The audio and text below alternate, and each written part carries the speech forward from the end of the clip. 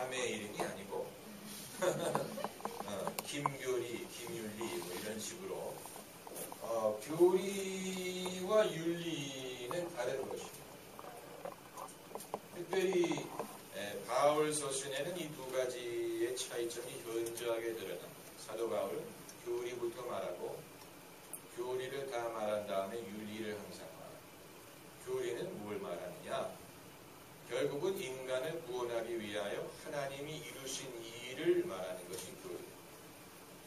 그게 교리입니다. 하나님이 하신 일, 예수님이 하신 일, 예수님의 은혜, 또 예수님의 제사장 되심, 이런 모든 예수님의 율법의 요구를 충족시키심, 이게 교리입니다. 윤리는 사람이 해야 될 일을 말하는 것입니다. 이 순서가 중요합니다. 사도 바울은 윤리부터 말하지 않아요. 사람이 해야 되는 일부터 말하지 않아요. 항상 하나님이 하신 일부터 말합니다. 그리고 윤리를 요구하는 근거는 교리에 있습니다. 하나님이 이런 일을 해주셨으니까 그러므로 우리는 이렇게 살아야 된다. 하나님이 하신 일이 있기 때문에 우리가 거기에 대한 어떤 반응으로, 우리의 어떤 반응으로 우리에게 이제 마땅히 하나님이 하신 일에 부합하게 살아야 되는 길을 우리에게 보여주고 계십니다. 그리고 로마서도 교리가 11장까지고 윤리는 12장부터 그러므로라는 말로 시작이 되고, 영어 성경에는 therefore라는 말로, 사도 바울이 therefore라는 말을 쓸 때는 교리에서 윤리로 전환하는 순간이라고 보면 됩니다. 그러므로 옛날에 미국 사람들이 설교할 때 성경에 therefore라는 말이 나올 때는 그 뒤로 가가지고 왜 therefore가 거기 있는지 therefore를 알라 뭐 이런 그 말을 하기도 했는데, 이것은 여러분 사도 바울이 만든 역설이 아니고 기독교가 내포하고 있는 역설이요, 하나님의 역설이.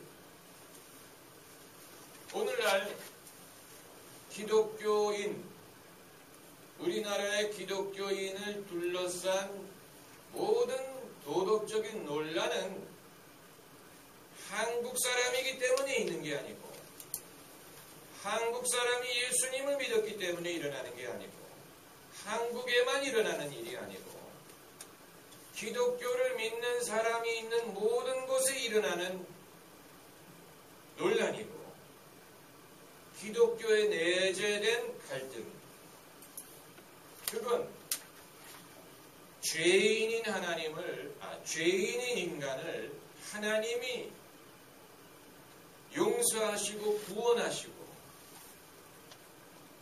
행위가 아닌 믿음으로 의롭다고 하신 그 하나님의 놀라운 은혜에 따르는 부작용입니다. 부작용이라고 하면 좀 어폐가 있지만, 왜냐하면 사람은 여전히 연약하고 죄에 빠질 수 있는 존재이다 보니까 예수님을 믿음으로 의롭다함을 얻기는 했지만, 여전히 사람들은 이 세상에 사는 동안에는 죄를 지을 수가 있고 시험에 들 가능성이 있다 보니까 나타나는 현상, 이건 한국에만 있는 게 아니고 기독교가 있는 모든 나라에는 나타날 수밖에 없는 것이고, 그 문제에 대해서 2000년 전에 사도 바울이 로마서를 쓴 거예요. 물론 사도 바울은 그 문제를 다루기 위해서 쓴 건 아니에요. 그러나 사도 바울이 정립하는, 소개하는 이 기독교의 진리를 들여다보면 이러한 어떤 모순이 불가피한 것이고, 사도 바울도 그 문제를 알고 있었어요. 그래, 문제가 있을 수 있다는 것을 사도 바울도 알고 있었어요. 그래서 거기에 대해서 잠시 다뤘습니다. 그게 바로 로마서의 6장에 있는 말씀. 6장.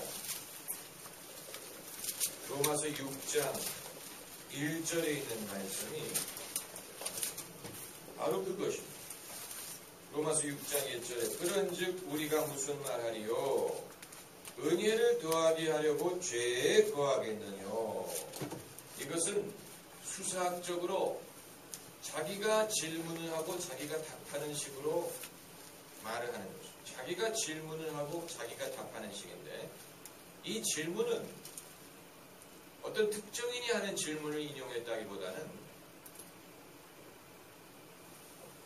죄인에게 하나님이 은혜를 베풀었다는 사실, 죄가 더한 곳에 은혜가 넘쳤다는 사실을 우리가 접할 때 갖게 되는 질문을 사도 바울이 파악하는 거예요.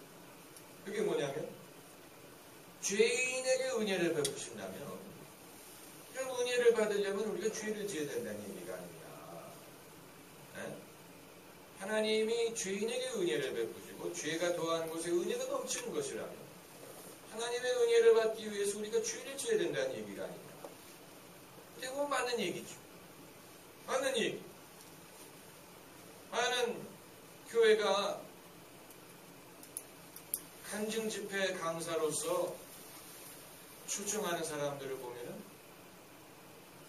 모태신앙으로 태어나서 평범하게 교회 다니고 일평생 예수쟁이로 무난하게 교회 다니는 사람은 결코 초청 안 하고 무슨 조폭이었다가 아주 극적인 방법으로 회개하고 예수 믿는 사람, 그런 사람을 초청하죠. 그래서 무슨 과거 용파리파 과거 무슨 조양은파 무슨 누구가 예수 믿고 집사되다 강사로 오다. 그래가지고 이제 저도 인터넷에서 누굽니까 태촌파 김태촌파 그분이 어저께 출소했다고 하던데, 김태촌파에 몸을 담고 있었던 어떤 분의 간증을 본 적이 있는데, 그분 멋있게 잘하시더라고요. 아주 말도 잘하고, 그런데 이제 그분이 풍채도 좋고, 여전히 이제 뭡니까? 옛날에 어깨였을 때 그 모습을 그대로 가지고서 간증을 하니까 그게 아주 신기한, 그분이 이제 이러면서 이제 옛날의 버릇이 그대로 남아있는 거예요. 말 속에도 있고, 이런, 얼마나 멋있는지 몰라요. 그런데, 아무튼 이제 김태초파의 암흑의 간증, 그럴 때는 사람들이 호기심이 있어가지고, 몰림. 그래가지고, 그런 식으로, 세상에서 살다가, 극적으로 회개하고 예수님을 믿어야만 거기에 은혜가 있는 줄로 생각합니다. 나 같은 죄인 살리신 주 은혜 놀라와. 이제 그러니까 점점 자기가 얼마나 더 큰 죄를 지었는지를 말할 수밖에 없는. 나 같은 죄인 살리신이니까 내가 죄를 더 많이 지었어야 하나님의 은혜가 더 커 보일 거 아닙니까? 나 같은 죄인인데 그게 아니고 내가 과거에 지은 죄가 무슨 구멍가게에서 훔쳐먹은 거 이런 거라면 그건 그만큼 고만한 죄 살리신 주 은혜 그밖에 안 되는 거 아닙니까? 그까지 죄 지은. 그러니까 주님의 은혜를 더 극적으로 말하기 위해서는 더 죄가 커야 되는. 그러다 보니까 나중에는 이게 주님의 은혜를 자랑하는 건지 사람의 죄를 자랑하는 건지 이제는 거의 큰 죄를 지었다는 게 자랑이 되는 거예요. 역설이죠, 역설. 그러면 착하게 살고 선하게 살려고 하는 사람들은 전부 다 봉이란 얘기입니까? 그 사람들은 바보란 얘기입니까? 그 사람들은 하나님의 사랑을 받을 기회를 놓쳤다는 얘기입니까? 헛살았다는 얘기입니까? 차라리 무슨